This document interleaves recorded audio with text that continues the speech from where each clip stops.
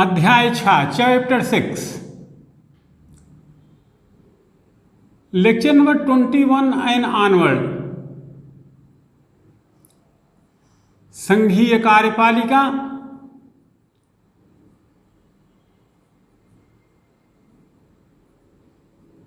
Union executive.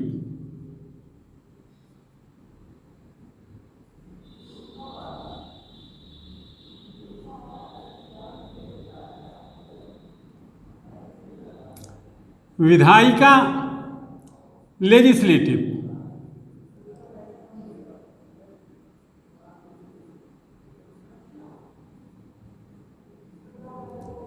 न्यायपालिका, judiciary.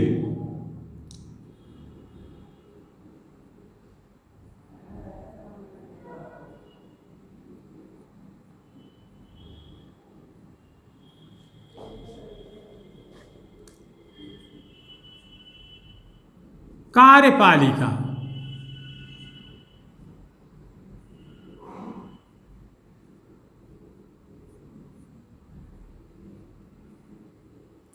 Executive,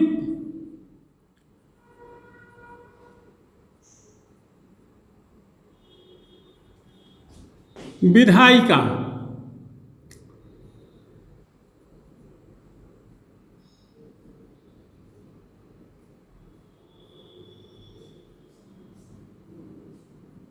legislative,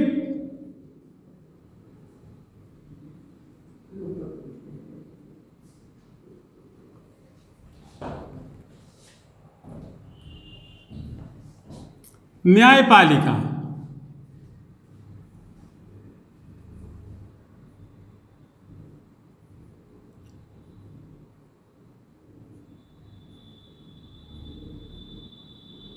judiciary,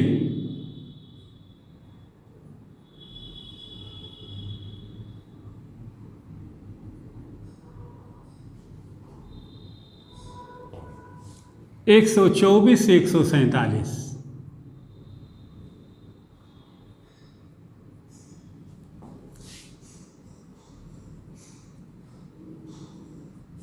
article 79 to 98।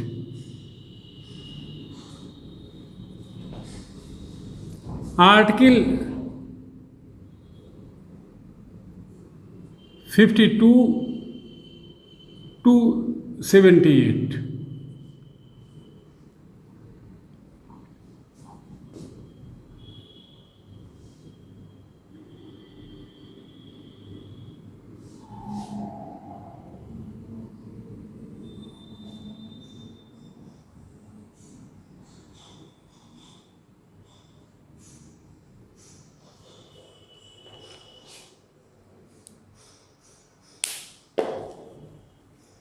देखें, ये भारतीय राज्य व्यवस्था का सबसे इम्पोर्टेंट चैप्टर है। दीगर बात है कि लगभग हम उन थर्ड पॉलिटी आपको पढ़ा चुके हैं। अगर 51 का तक की बातें आपको स्पष्ट हैं, आई मीन संघ राज्य क्षेत्र, बेसिक कंसेप्ट, फिर नागरिकता से जुड़े हुए मुद्दे, fundamental right, directive principle of state policy and fundamental duty. 1 to 4 संघ राज्य क्षेत्र, 5 to 11 सिटीजनशिप। इसके बाद 12 to 35 फंडामेंटल राइट, 36 to 51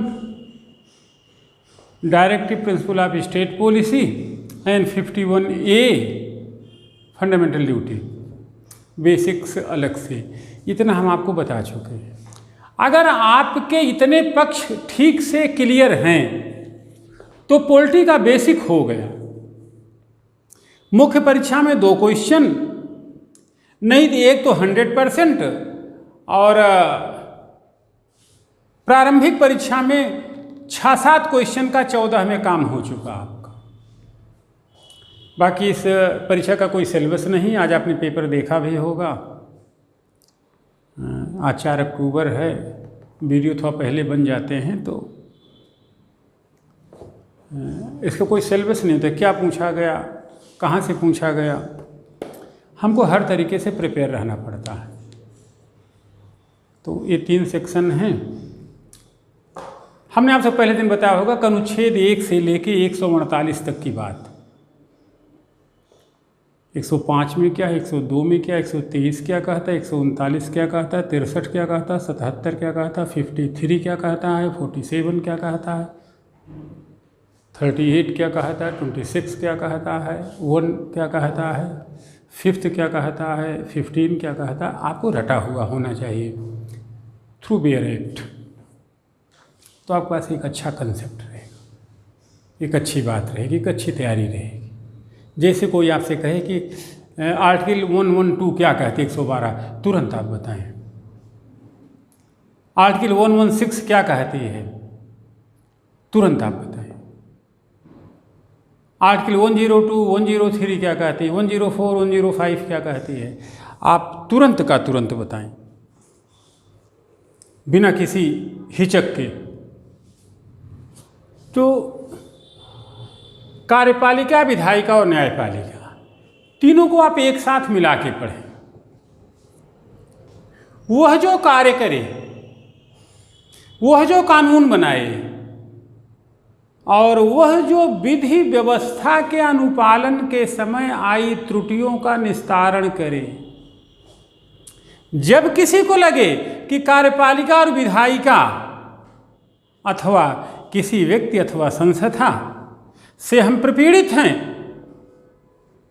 हमारे अधिकार हक हुकूक छीने जा रहे हैं, तो न्यायपीठ सामने आकर के उस वाद का निस्तारण करे। रूढ़ि कहती है कि वाद लाया जाए फिर निस्तारण हो। नवागत विचारधाराएं कहती हैं कि न्यायपालिका खुद से संज्ञान लेके निर्णय दे सकती है या किसी व्यक्ति द्वारा उसके पक्ष में वाद लाए जाने पर भी निर्णय दिया जा सकता है। इसे जनता के द्वारा न्याय की अवधारणा, बंदी प्रत्यक्षीकरण का विस्तार, या आप कह सकते हैं कि न्यायिक सक्रियता के रूप में हम देख सकते हैं। न्यायपीठ अब रूढ़ि से बंधी हुई नहीं। तो इनके डिटेल हमें देखने हैं। जहाँ काम हो, जहाँ कानून बने और जहाँ न्याय के विचार मूर्त रूप पाएं, जिनकी चर्चा मोटे तौर पे 52 से लेकर के 147 के बीच में कही गई है। 148 की चर्चा हम इस नाते कहते हैं, वह भारत के ऑडिट एंड अकाउंट का, लेखा जोखा का प्रधान है, नियंत्रक एवं महालेखा परीक्षक, भारत की संचित निधि का संरक्षक। उस पर क्वेश्चन पूछा जाता है हर 1-2 साल में, प्री में तो पूछा ही जाता है। बाकी कुछ फुटकर अनुच्छेद हैं 98 to 99 to 123 के बीच, जहाँ आपके लाभ का पद होगा, वार्षिक वित्तीय कथन के रूप में बजट होगा, लेखानुदान मांग होगी, और ऐसे विश्रांति काल में। तो ये सब बातें बीच के फुटकर अनुच्छेद, जिनको हम अलग से बताएंगे। तो एक एक करके थोड़ा थोड़ा समझें। पहले यह कार्यपालिका है, यह 52 से 78 के बीच में है, जिसमें भारत का राष्ट्रपति होगा, भारत का उपराष्ट्रपति होगा, प्रधानमंत्री और उसकी मंत्रिपरिषद होगी, महान्यायवादी होगा, अटॉर्नी जनरल और नियंत्रक महालेखा परीक्षक CAG।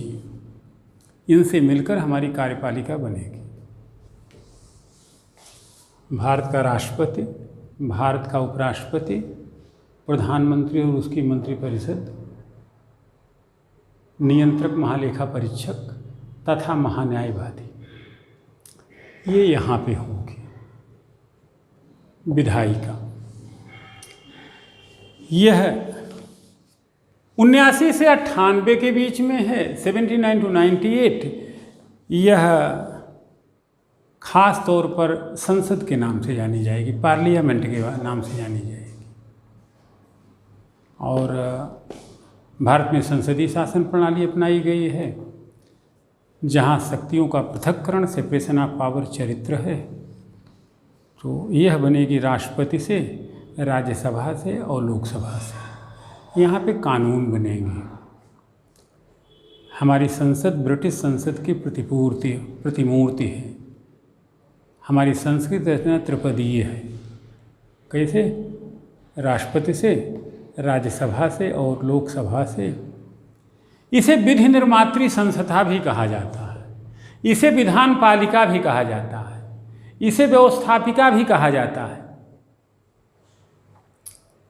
यहाँ पे सर्वोच्च न्यायपीठ भी तब आएगी जब वह संविधान का निर्वचन कर रही हो, संविधान की व्याख्या कर रही हो।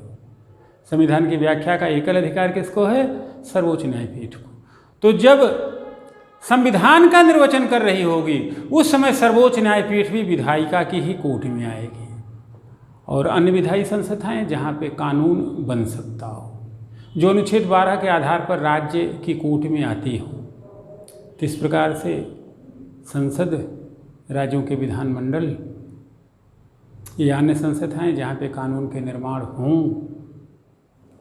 उन्हें कहा जाएगा विधायिका की कोट में। लोकतांत्रिक शासन प्रणाली में विधायिका को सर्वोच्च स्थान दिया गया और कार्यपालिका विधायिका के प्रति ही उत्तरदायी है, और विधायिका उत्तरदायी है जनता के प्रति। अब अगर हम न्यायपीठ की ओर चलेंगे, अनुच्छेद 124 से 147, तो यहाँ पर भी सर्वोच्च न्यायपीठ, राज्यों के उच्च न्यायालय, अन्य श्रेणी क्रम अदालतें, जनपद न्यायालय और अन्य छोटे छोटे न्यायिक संस्थान जहाँ से न्याय के विचार मूर्त रूप पाएँ, उनकी चर्चा यहाँ हो न्यायपालिका में। तो सबके अपने अपने मोल और महत्व हैं, सबकी अपनी अपनी बातें हैं। तो अगर हम यहाँ देखेंगे तो न्यायपीठ की पहले हम संवैधानिक स्थिति देखेंगे, यानी कि 124 से लेकर के 147 में क्या बातें कही गई हैं। कुछ सामान्य स्पष्टीकरण देखेंगे, जैसे न्यायपालिका क्या है, विधि क्या है, न्याय क्या है, नैसर्गिक न्याय क्या इत्यादि। फिर भारत में न्याय की अवधारणा, सर्वोच्च न्यायालय, न्यायाधीशों की नियुक्ति, वेतन भत्ते इत्यादि, और क्षेत्राधिकार और न्यायपालिका का महत्व, न्यायिक पुनर्विलोकन व न्यायिक सक्रियता। कुछ दिन पहले जो न्यायपीठ में संकट उत्पन्न किए थे उसकी चर्चा, न्यायपालिका में भ्रष्टाचार, न्याय में नई अवधारणाएँ, महत्वपूर्ण न्याय निर्णय, प्रारंभिक परीक्षा, मुख्य परीक्षा और इंटरव्यू के प्रश्न। यहाँ पे कुछ टर्म हम आपको बता दें। विधि के अनुपालन न होने के दिन न्यायपीठ रिएक्ट करेगी। तो विधि, या सबसे पहले हम न्यायपालिका समझें तो न्यायपालिका को आप ऐसे डिफाइन करें, ऐसा निकाय जहाँ न्याय के विचार को मूर्त रूप मिले, जहाँ लोगों के हितों का औचित्यपरक निर्धारण हो, उसे न्यायपालिका कहेंगे। विधि ऐसी संकल्पना जिसकी सहायता से राज्य अपने नागरिकों के आचरणों और संव्यवहारों पर नियंत्रण रखे, विधि कही जाती है। न्याय विधिक और नैसर्गिक विधि के प्रावधानों के अनुरूप हितों का उचित और अनुचित निर्धारण ही न्याय है। इसके बाद विधि व्यवस्था। विधि व्यवस्था से अभिप्राय ऐसी व्यवस्था से है जहाँ सब कुछ विधिक प्रावधानों के अनुकूल हो। नैसर्गिक न्याय हम आपको टिप्पणी में डिटेल में बता चुके हैं। नैसर्गिक न्याय दूसरे पक्ष को सुने तथा पक्षपात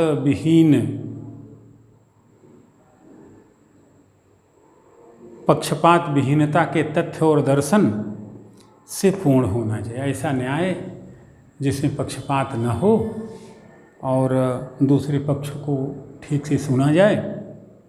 W.A. कामा की यही अवधारणा कही जाती नैसर्गिक न्याय। ये सारी चीज़ें यहाँ पे डिटेल में डिस्कस होंगी। तो 124 से लेके 147 के बीच में आपको इसे पढ़ना होगा, समझना होगा, जिसे हम एक एक करके बताएंगे। ऐसे आप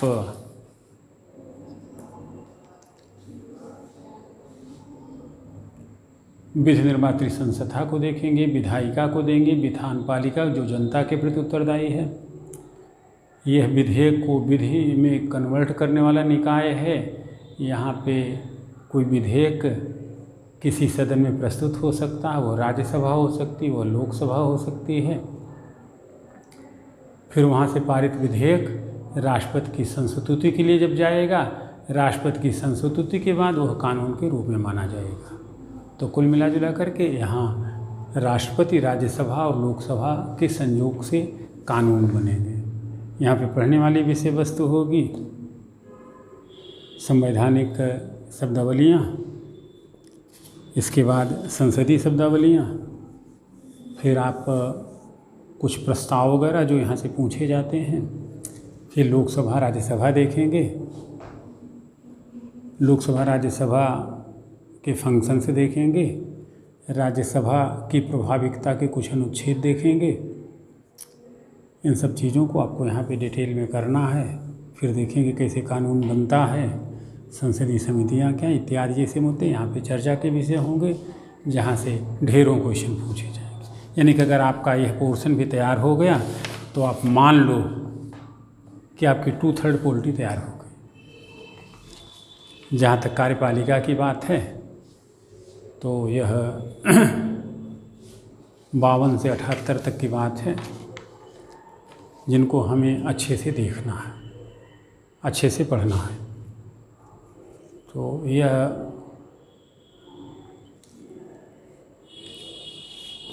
कार्यपालिका का जो संदर्भ है, कार्यपालिका आपके संविधान में कहीं डिफाइन नहीं है, कार्यपालिका की परिभाषा नहीं दी गई है। सामान्य बोध में जो काम करे वही कार्यपालिका है। वैसे आप कहें तो विधायिका और न्यायपालिका से बचा हुआ जो अंग काम करे उसे कार्यपालिका कहेंगे। इसे ऐसे भी परिभाषित किया था कि विधायिका द्वारा पारित कानूनों को अमल में लाने वाला अंग कहा जाएगा कार्यपालिका। एक प्रश्न कभी कभी उठ खड़ा होता है कि उत्पत्ति और विकास के क्रम में पहले एग्जीक्यूटिव आया कि लेजिस्लेटिव आया कि जुडिशरी आया। तो लड़का अपने अपने तरीके से उत्तर देता है, लेकिन सच यह है कि पहले एग्जीक्यूटिव आया। यह क्रम है सही।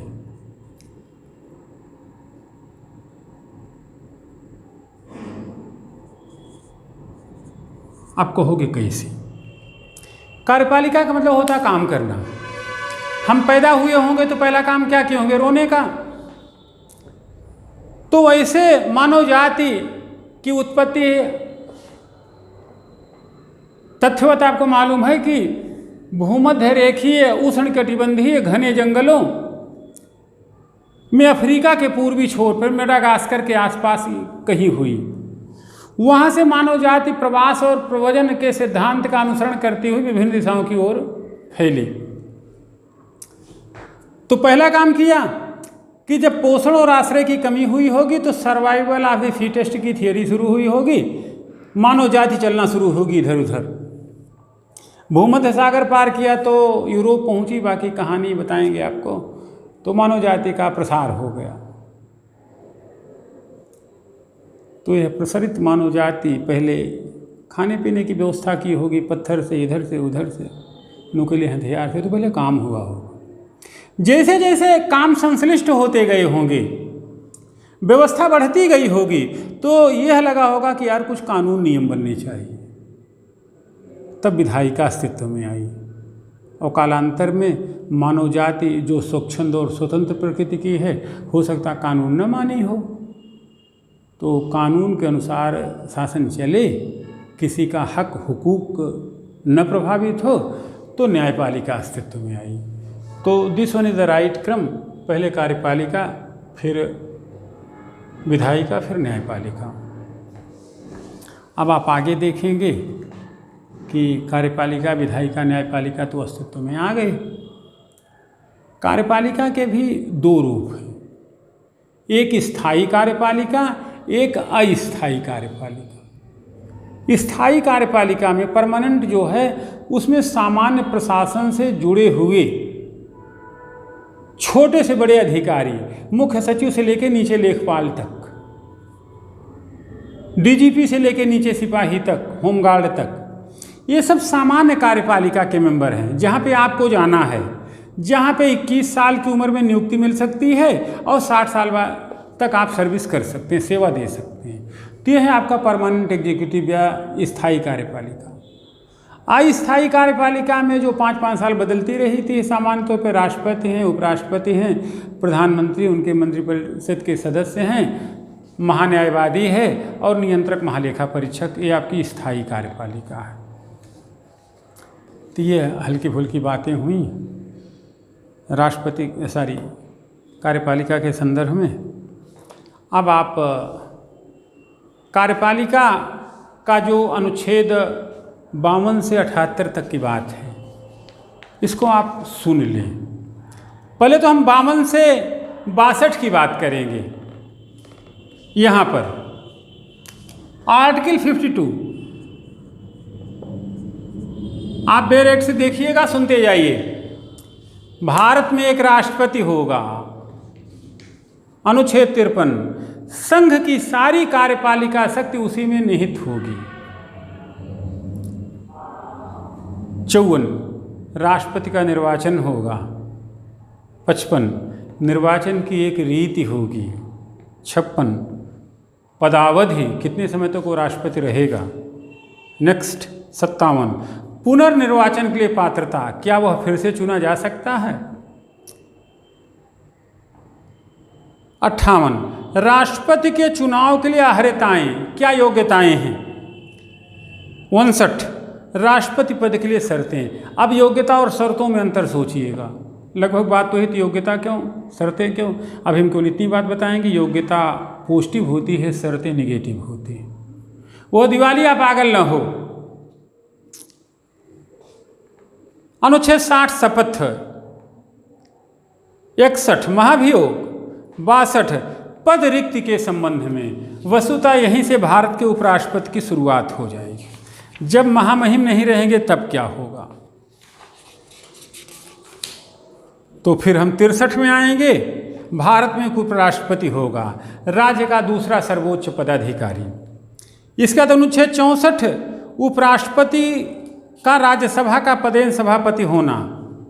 अनुच्छेद 65, राष्ट्रपति के पद में आकस्मिक रिक्ति के दौरान उसकी अनुपस्थिति में उपराष्ट्रपति का राष्ट्रपति के रूप में कार्य करना या उसके कृत्यों का निर्वहन। अनुच्छेद 66, उपराष्ट्रपति का निर्वाचन। अनुच्छेद 67, उपराष्ट्रपति की पदावधि। अनुच्छेद 68, उपराष्ट्रपति के पद में रिक्ति को भरने के लिए निर्वाचन करने का समय और आकस्मिक रिक्ति को भरने के लिए निर्वाचित व्यक्ति की पदावधि। अनुच्छेद 69, उपराष्ट्रपति द्वारा शपथ या प्रतिज्ञान। अनुच्छेद 70, अन्य आकस्मिकताओं में राष्ट्रपति के कृत्यों का निर्वहन। अनुच्छेद 71, राष्ट्रपति और उपराष्ट्रपति के निर्वाचन से संबंधित विवाद तथा संबंधित विषय। अनुच्छेद 72, राष्ट्रपति की क्षमादान शक्ति। अनुच्छेद 73, संघ की कार्यपालिका शक्ति का विस्तार। अनुच्छेद 74, राष्ट्रपति को सहायता और सलाह देने के लिए मंत्रिपरिषद। अनुच्छेद 75, मंत्रियों के बारे में उपबंध। अनुच्छेद 76 भारत का महान्यायवादी। अनुच्छेद 77 भारत सरकार के कार्य का संचालन। अनुच्छेद 78 राष्ट्रपति को जानकारी देने आदि के संदर्भ में प्रधानमंत्री के कर्तव्य, यानी कि राष्ट्रपति का सूचना अधिकार। तो ये अनुच्छेद हैं, तीनों टॉपिक्स को मिलके हम प्री मेन इंटरव्यू के पैटर्न से पढ़ाएंगे। छोटी छोटी चीज़ें आप खुद से पढ़िएगा, हम आपको बताते जाएंगे, टिपिकल चीज़ें हम आपको बताएंगे। तो ये हुआ आपकी कार्यपालिका। एक जानकारी की बात आप जान लें कि भारतीय राज व्यवस्था में पद सोपानिक क्रम क्या होगा, यानी कि सबसे बड़ा पदाधिकारी कौन होगा इस क्रम में। तो 10 क्रम आप जान लें। नंबर 1 भारत का राष्ट्रपति, सबसे बड़ा पदाधिकारी। नंबर 2 उपराष्ट्रपति। नंबर 3 प्रधानमंत्री। नंबर 4 राज्यों के राज्यपाल अपने राज्यों में। 5 भूतपूर्व राष्ट्रपति। 5 का उप प्रधानमंत्री। 6 मुख्य न्यायाधीश तथा लोकसभा अध्यक्ष। 7 केंद्रीय मंत्रिमंडल के सदस्य तथा राज्यों के मुख्यमंत्री अपने अपने राज्यों में।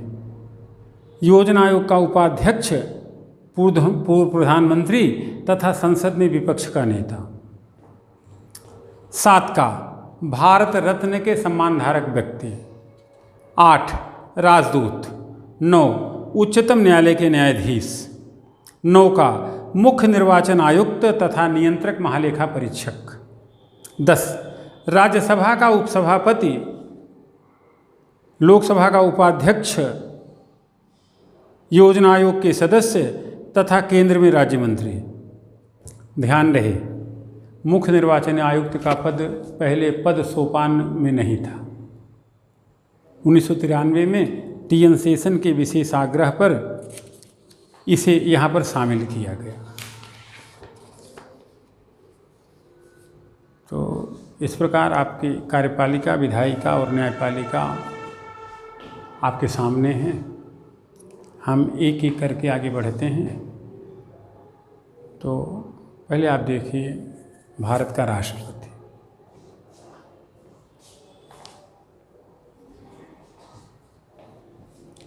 ये सबसे बड़ा पद है।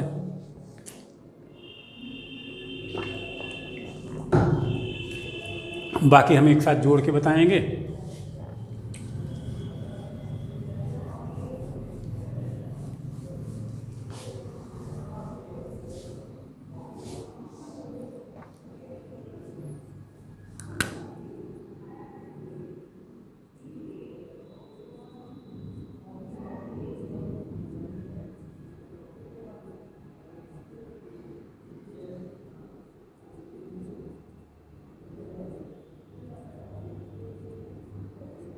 The Indian President.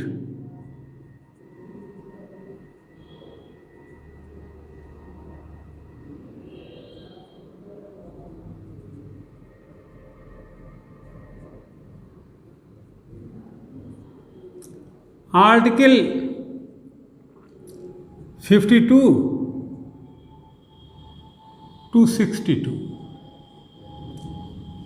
आप यहाँ पे देखेंगे महामहिम की जो अनुच्छेदवार आपने चर्चा देखी। 52 में है भारत का एक राष्ट्रपति होगा। 53 में संघ की सारी कार्यपालिका शक्ति उन्हीं के में निहित होंगी। सारे संधि और समझौते, विधेयक पर अंतिम दस्तखत सब उन्हीं के साइन से होंगे। जब वो बोलेंगे तो पूरा देश बोलेगा। वो किसी दल के नेता नहीं होंगे। फिर उनका निर्वाचन की रीत, पदावधि, महाभियोग। कभी कभी राष्ट्रपति महोदय थोड़े से सक्रिय हुए उठते हैं, तो थोड़ी सी राष्ट्रपति की सक्रियता का संदर्भ भी देखा जाए। हम लौटेंगे KR नारायणन की ओर कुछ संदर्भों के साथ, डॉक्टर शंकर दयाल शर्मा की ओर।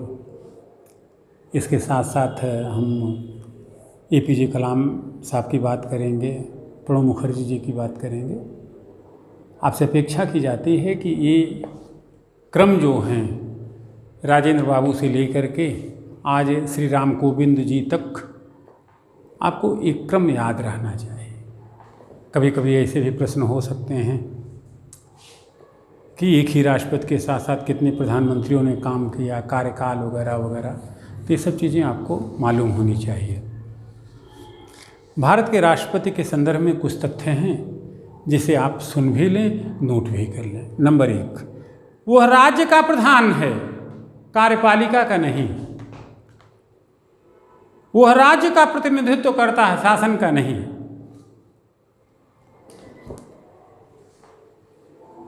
राज्य एक अमूर्त विचार है। वो भारत राष्ट्र का प्रधान है। जैसे घर में हमारे बाबा, आपके पिताजी के पिताजी, उनके सम्मान में उन्हीं के नाते सारी चीज़ें, यानी कि घर चलेगा किसके? बाबा के नाम से। वैसे ये हमारे पितामह हैं। तो शासन तो प्रधानमंत्री देखता। तो इस तरीके से आप देखेंगे कि वे राज्य के प्रधान हैं, कार्यपालिका के नहीं। वे राज्य का प्रतिनिधित्व करते हैं, शासन का नहीं। डॉक्टर भीमराव अंबेडकर, एक छोटा सा क्वेश्चन हो गया। नेक्स्ट पॉइंट, उनकी स्थिति ब्रिटेन के सम्राट जैसी है, किंतु आधिकारिक तौर पर वह सशक्त हैं। अनुच्छेद 53 के धरातल पर सारी कार्यपालक शक्तियां उन्हीं में निहित हैं। इस अर्थ में वो ब्रिटेन के राष्ट्रपति से या वहाँ की सामग्री से या सम्राट से खासी हैसियत रखते हैं। विशेष परिस्थितियों में उनके रोल विशेष हो जाते हैं। नेक्स्ट, राष्ट्र की नीति की घोषणा, संघ के महत्वपूर्ण पदों पर नियुक्ति, आपातकाल की घोषणा महामहिम के नाम से ही होती है। कोई संधि और समझौता भी महामहिम के नाम पर ही होता। नेक्स्ट, वे वैधानिक प्रधान हैं, फिर भी उनके पास महत्वपूर्ण अधिकार है। नेक्स्ट, वे भारत के सर्वश्रेष्ठ सम्मान प्राप्त नागरिक हैं, राज्य में सर्वोपरि हैं, राष्ट्र के प्रतीक हैं, राज्य के प्रथम व्यक्ति हैं। जब वे बोलते हैं तो देश बोलता है। प्रधानमंत्री महोदय बोलते हैं तो कदाचित यह लगता है किसी दल का नेता बोल रहा। नेक्स्ट पॉइंट, वो मंत्रिमंडलीय निर्णय मानने को बाध्य हैं।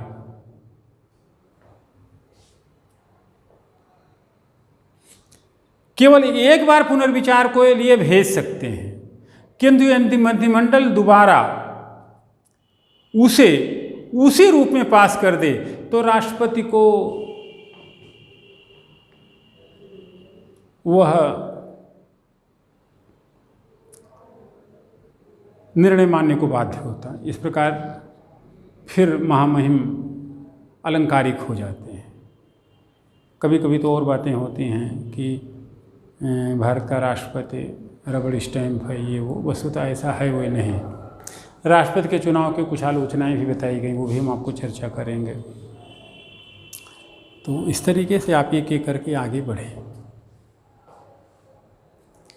पहले आप देखें अनुच्छेद 52, भारत में एक राष्ट्रपति होगा। अनुच्छेद 53, संघ की सारी कार्यपालिका शक्ति उसी में निहित होगी। अनुच्छेद 53 का खंड 1 जाने, संघ की कार्यपालिका शक्ति राष्ट्रपति में निहित होगी और वह उसका प्रयोग इस संविधान के अनुसार स्वयं या अपने अधीनस्थ कर्मचारियों द्वारा करेगा। 53 खंड 2, पूर्वगामी उपबंधों की व्यापकता पर प्रतिकूल प्रभाव डाले बिना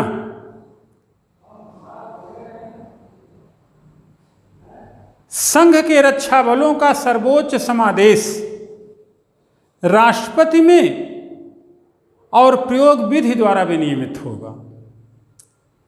अनुच्छेद 53 खंड 3, इस अनुच्छेद की कोई बात नंबर 1, किसी विद्यमान विधि द्वारा किसी राज्य की सरकार या अन्य प्राधिकारी को प्रदान किए किसी कृत्य राष्ट्रपति को अंतरित करने वाली नहीं समझी जाएगी। 2, राष्ट्रपति से भिन्न अन्य अधिकारियों को विधि द्वारा कृत्य प्रदान करने से संसद को निवारित नहीं करेगी। तो कुल मिला जुला के संघ की सारी कार्यपालिका शक्ति महामहिम में ही निहित होगी। अनुच्छेद 54 राष्ट्रपति का निर्वाचन, अनुच्छेद 55 निर्वाचन की रीति।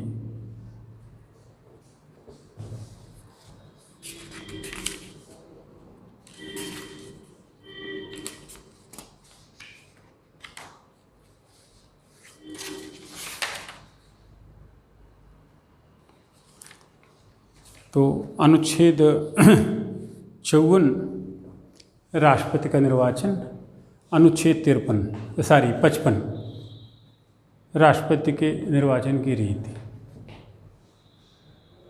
तो इसको आपको समझना पड़ेगा अच्छे से।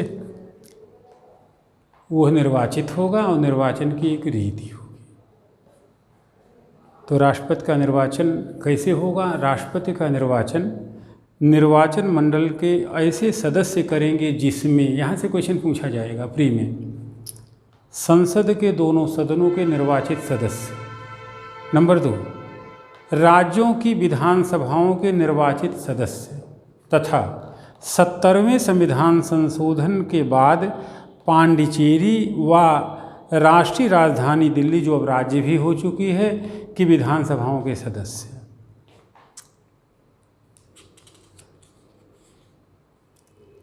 अनुच्छेद 55 राष्ट्रपति के निर्वाचन की रीति। तो अब आप अगली टॉपिक देखें, राष्ट्रपति का निर्वाचन।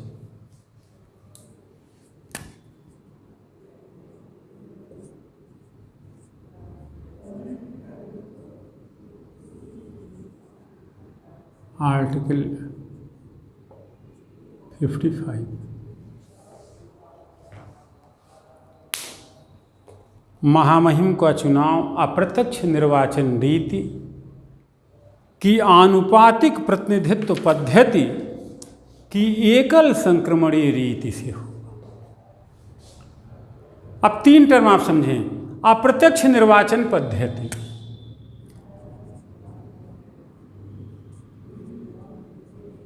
अप्रत्यक्ष निर्वाचन पद्धति। नंबर 2, आनुपातिक प्रतिनिधित्व पद्धति, आनुपातिक प्रतिनिधित्व पद्धति। अगला, एकल संक्रमणीय रीति।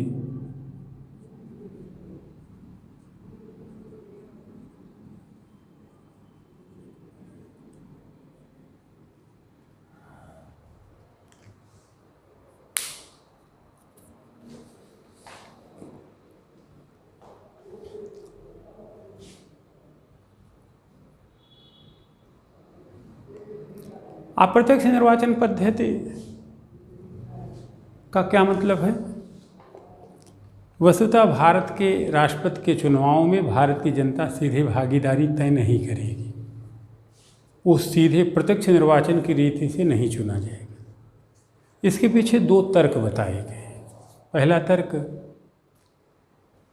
कि प्रत्यक्ष निर्वाचन की रीति से चुना गया राष्ट्रपति शायद वैधानिक प्रधान के रूप में कार्य करना पसंद न करे।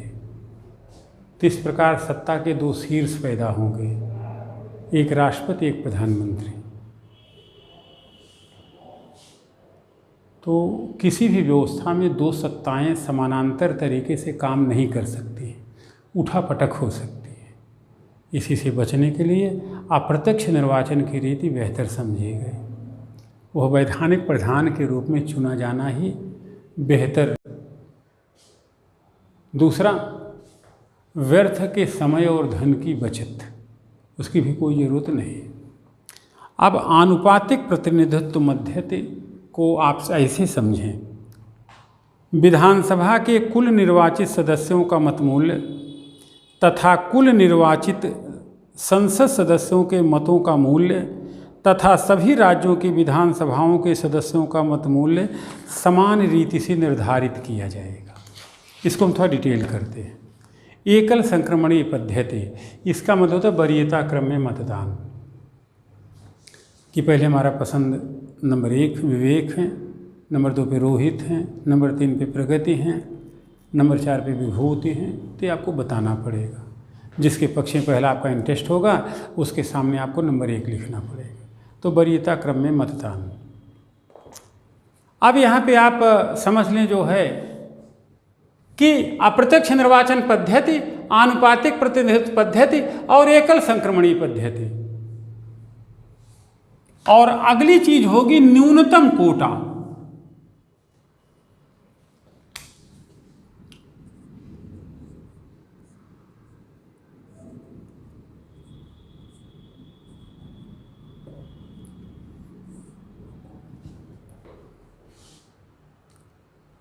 इसको आप ऐसे समझें, 50% धन 1, यानी कि भारत का राष्ट्रपति वही व्यक्ति चुना जाएगा जो आधे से एक ही मत अधिक लेकिन वह प्राप्त करे। तो इसका क्या मतलब होगा? वैसे तो हमारे यहाँ फर्स्ट पार्ट दी पोस्ट सिस्टम चलती है कि 25 मत पड़े हैं, कोई 14 पा गया, कोई 11 पा गया, जबकि मत हैं 100, तो 14 मत पाया व्यक्ति जीत गया। या कोई 12 पा गया, कोई 13 पा गया, तो 13 वाला जीत गया, 12 वाला हार गया। इसे कहते हैं फर्स्ट पार्ट दी पोस्ट सिस्टम, जो भारत की निर्वाचन रीति है। यानी कि जो मत पड़ेंगे उसमें जो सर्वाधिक पाएगा वो जीत जाएगा। पहले आओ पहले पाओ टाइप का। राष्ट्रपति के संदर्भ में यह बात नहीं लगी, बल्कि कहा गया जो आधे से एक मत ज़्यादा पाएगा। कदाचित आप सब मैथ पढ़े होंगे, 0.5 नीचे आप 0 मानते हैं, ऊपर आप 1 मानते हैं।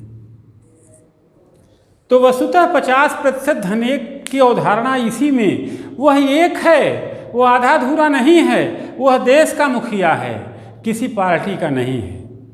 तो 0.5 + 1 का मतलब 51 का मतलब सीधा सा ये हुआ, वह एक है, वह 1 है, वह सबका है, वह सबके लिए है, वह सबका अंतिम उपचारक है, वह सबकी सुनेगा, चाहे किसी दल का हो चाहे कोई सामान्य व्यक्ति हो।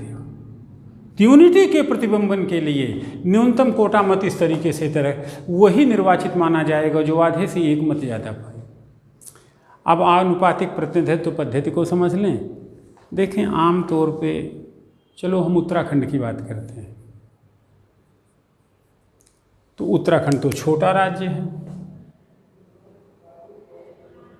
मान लो एक विधानसभा क्षेत्र डोईवाला है, एक है ऋषिकेश। ऋषिकेश में मान लीजिए 3,44,000 मतदाता हैं। यहाँ पे मान लो आपका 2,80,500 मतदाता ही हैं। तो अब क्षेत्रवत हो सकता है यह थोड़ा सा प्लस हो, यह थोड़ा सा माइनस हो।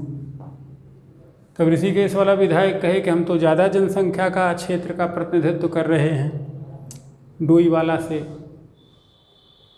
कर्णप्रयाग वाला कहे चमेली से हम ज़्यादा जनसंख्या का प्रतिनिधित्व कर रहे हैं, क्षेत्र का प्रतिनिधित्व कर रहे हैं, तो हमें अधिमान ज़्यादा मिलना चाहिए। ऐसा नहीं किया गया।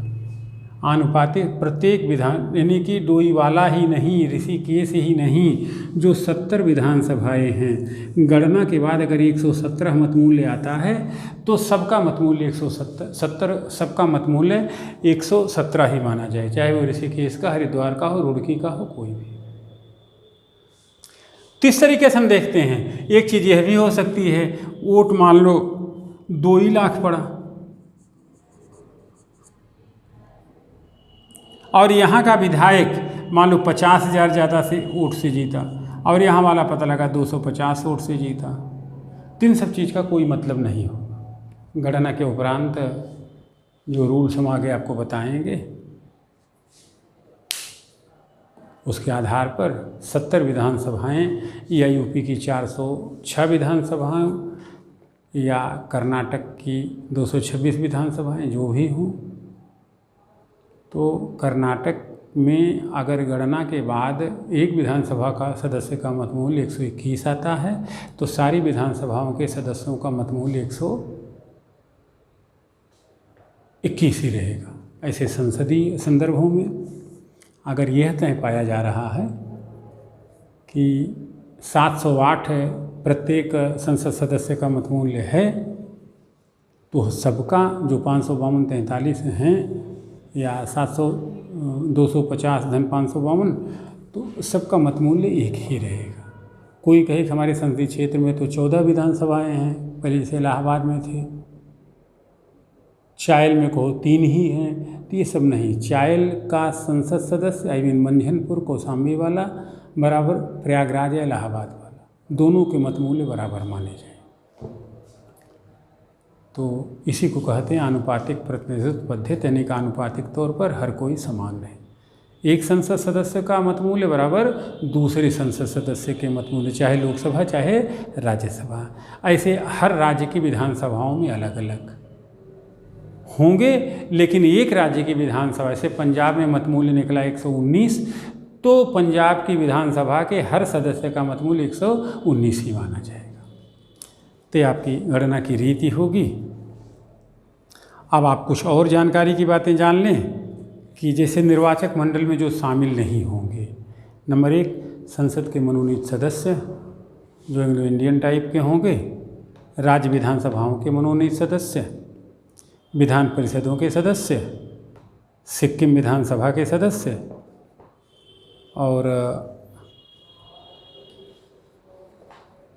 कुछ बातें और जान लें। 11वें संविधान संशोधन 1961 के अनुसार निर्वाचक मंडल रिक्त रहने पर भी राष्ट्रपति का चुनाव हो सकता है, यानी कि कुछ सदस्य न हों तो वैसी स्थिति में भी, या कहीं विधानसभा लंबित हो या कुछ सदस्य वोट देने की स्थिति में न हो, तो निर्वाचक मंडल अगर रिक्त भी है तो चुनाव हो सकता है। विधानसभा भंग होने पर भी राष्ट्रपति का चुनाव हो सकता है। 1974 के राष्ट्रपति के चुनाव में गुजरात विधानसभा भंग थी, किंतु महामहिम ने फखरुद्दीन अली साहब का समय रहा होगा, किंतु महामहिम ने अनुच्छेद 143 के आधार पर सर्वोच्च न्यायालय से सलाह किया और राष्ट्रपति का निर्वाचन संपन्न करा। 143 में राष्ट्रपति महोदय सर्वोच्च न्यायपीठ से कुछ सलाह ले सकते हैं। तो अभी यह आपका निर्वाचक मंडल है, कौन वोट देंगे कौन वोट नहीं देंगे। अब कल हम आपको कुछ कैलकुलेशन बताएंगे और निर्वाचन की रीति बताएंगे, फिर मतगणना बताएंगे, राष्ट्रपति के चुनाव की आलोचना करेंगे और कुछ आगे बढ़ते रहेंगे। कुल मिला जुला के तीनों चैप्टर एक साथ मिलकर चलेंगे। छोटी छोटी चीज़ें आप खुद से पढ़िएगा। ढेर सारी शुभकामनाएं। कल फिर मिलेंगे नई ऊर्जा नए जोश के साथ लेक्चर नंबर 22 के लिए।